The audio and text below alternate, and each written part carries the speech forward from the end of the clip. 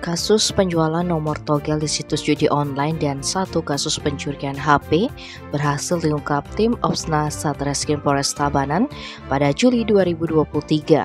Untuk kasus penjualan nomor togel diungkap di Desa Padangan, Kecamatan Pupuan dengan mengamankan satu pelaku yakni Inengah Sutante 50 tahun yang berprofesi sebagai petani. Sedangkan untuk kasus pencurian HP dengan TKP di Banjarbakisan, Desa dan Batas Polres Tabanan berhasil mengamankan satu orang pelaku yakni M. Yasin 20 tahun asal Jember.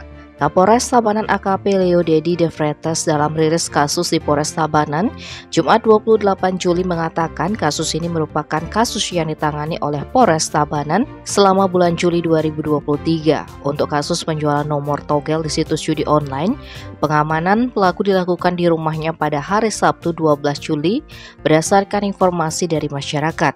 Pelaku sudah menjalankan bisnis haramnya selama 3 bulan dan berperan sebagai penjual nomor togel, dan pelaku membeli nomor togel tersebut dari seorang di kota Tabanan.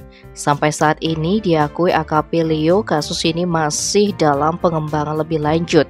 Atas perbuatannya, pelaku terancam pidana penjara paling lama 10 tahun atau denda paling banyak 25 juta rupiah.